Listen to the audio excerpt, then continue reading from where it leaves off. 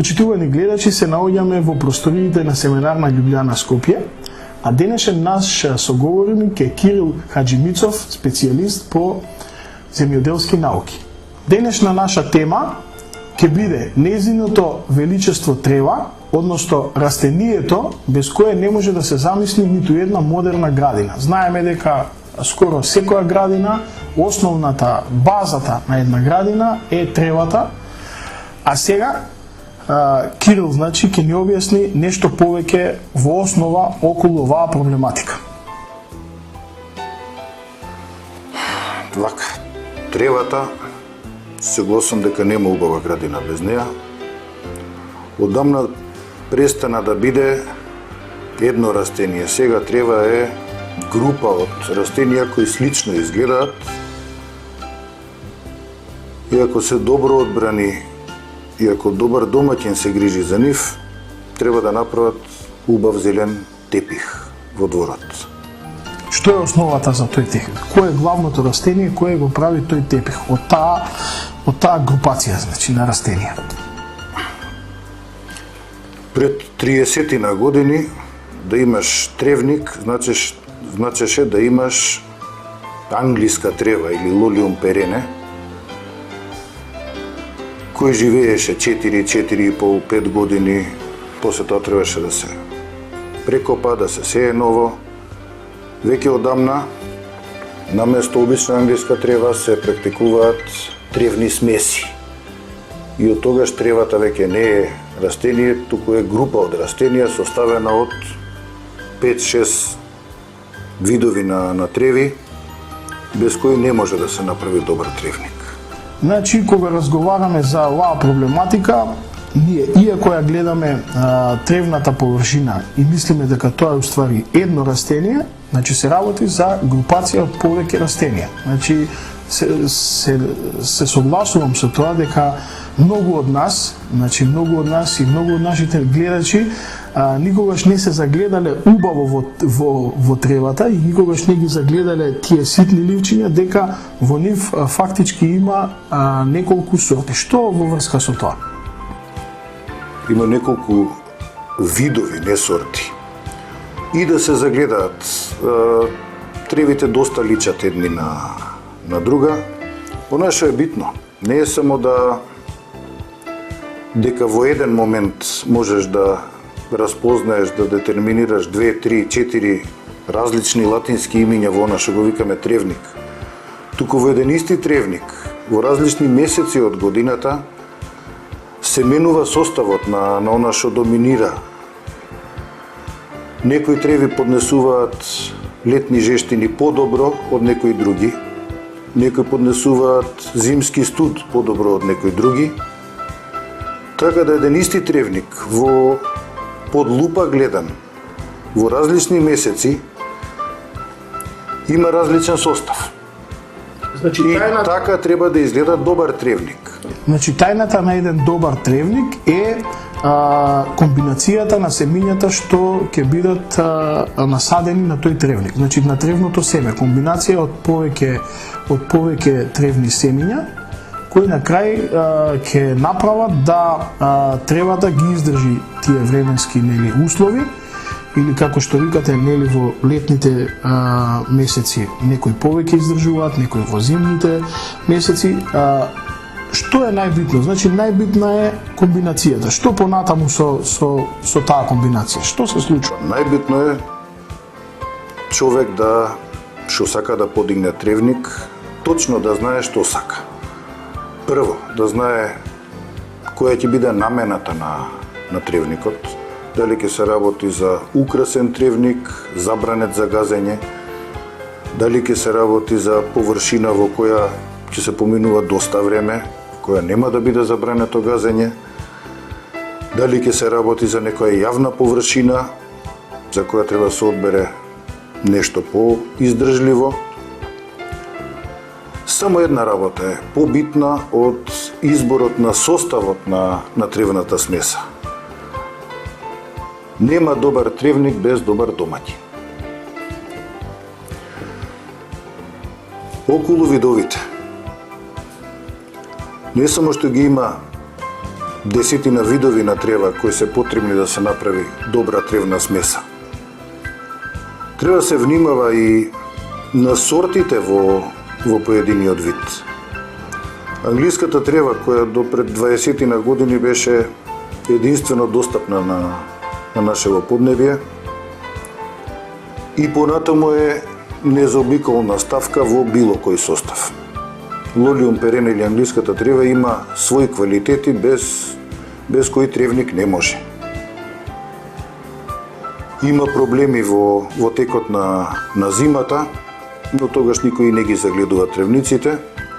Бидејќи кај нас често пати се покриени со снег, со лисја, со Така. од временските непогоди, но сепак сите ние, посебно ние македонците, сакаме во пролет, нормално март, април, мај, веќе тревникот да не биде зелен. Да. И Прво околу составот.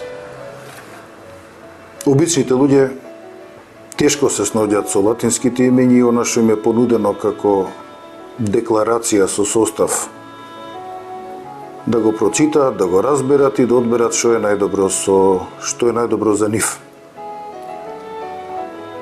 Некои препораки се истакнати на самата амбалажа. Оваа тревна смеса е за посушни подрачја, оваа тревна смеса е за подсенка, оваа тревна смеса е за негувани тревници, оваа тревна смеса не бара многу нега. Доколку имаат можност, дека поразговараат со агроном, на кого специфично ќе ги изразат своите потреби и своите желби. Тие што доаѓаат кај мене и што имаат време, имале среќа да им се одбере точно тоа кое им треба. И набројам неколку компоненти без кои тревна смеса не може. Ако е првата лолиум перене, втората била поа пратензис или права ливадарка. Ако се наведнете и од блиску гледате некој тревник, најтенките ливчиња како влакна од коса, тоа би била поа пратензис.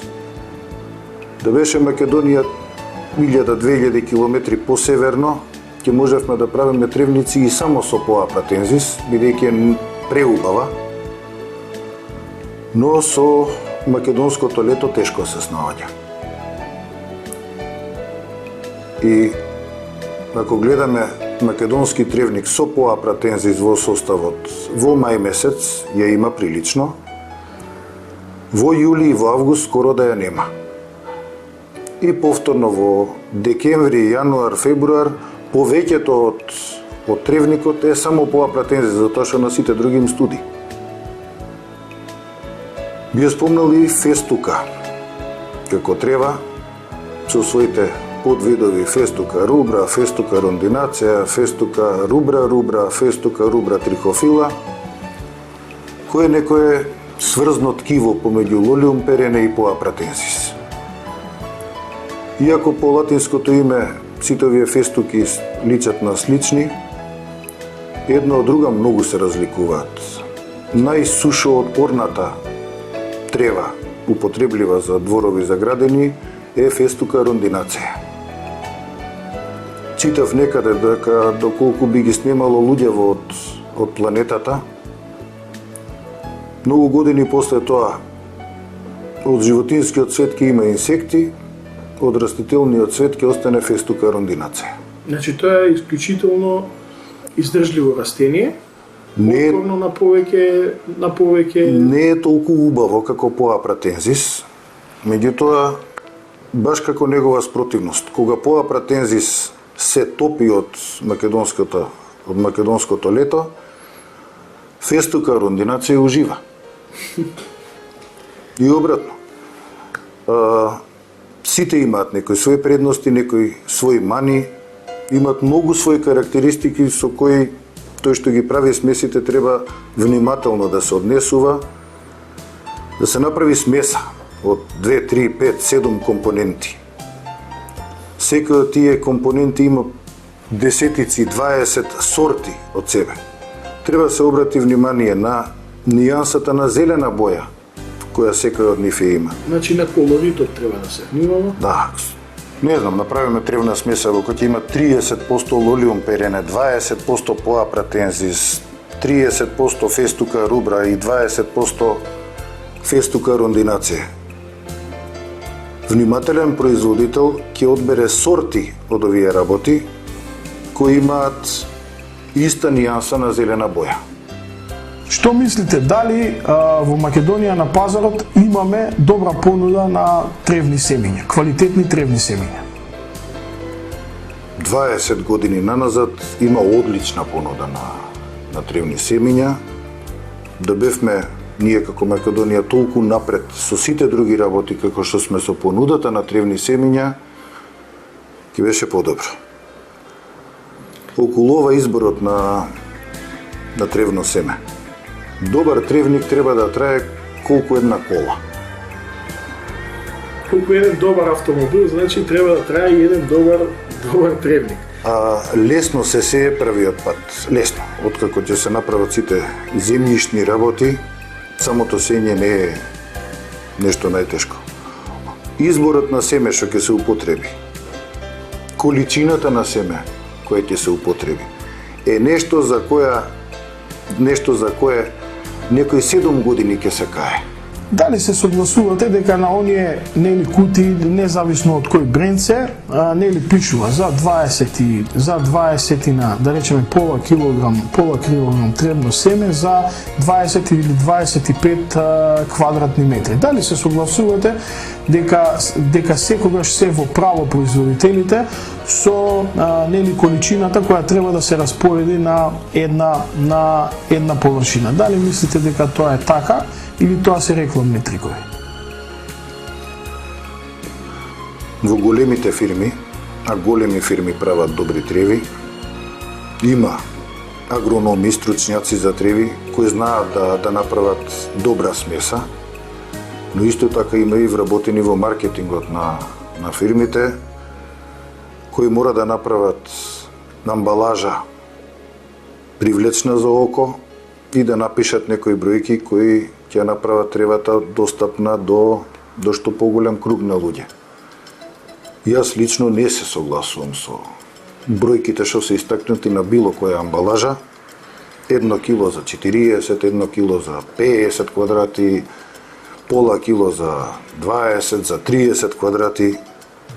По вас, кои се остапките од таа мерка? Значи, колку би требало повеќе, да речеме, да се фрли? Ако знаеме дека некои тревни семиња нели се нападнати од инсекти, некои од птици, некои нели имаат, некои нема да никнат, сигурно 100% не никнуваат секогаш, некогаш од временските неприлики, сите овие работи нели влијаат на тоа колку тревното семе што ќе го фрлиме ќе биде нели ќе никне, кој процент од него ќе никне.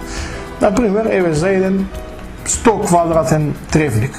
По вас, од прилика, колку би требало ако на кутијата, ако пишува дека треба да купиме 2 кутии, кои се нели 2 килас, да речеме, трева, по 50 на квадрати, 100 квадрати, колку по вас би требало да се фрли повеќе тревно семе? Зависно од намената на тревникот, меѓутоа сепак мислам сите што купуваат кило, 2, 3 за дома, сакаат да имаат тревник на кој повремено и ќе згазнат. Ќе стават маса, столчиња, ги пуштат децата да играат. Доскоро имаше низ градов надписи не ја гази тревата, не ја гази тревата, не ја гази тревата. То колку би посеале луѓе во 40-45 грама на метар квадратен. Можат слободно да ги трнат знаците не ја гази тревата. 40-45 грама на метар квадратен, значи на 100 квадрати, не 2 кила, него добри 4. Ако имаат пари, нека посеат и 5 кила. Значи, отпорноста на газење 50 на грама на 1 квадратен метар би било сосема идеално, не повеќе веќе може да дојде до гужвање на тревникот. Тревните братат, се густат, но 40 до 50 грама би требало да можат да си дозволат. Лесно се, многу тешко се досева или се густи.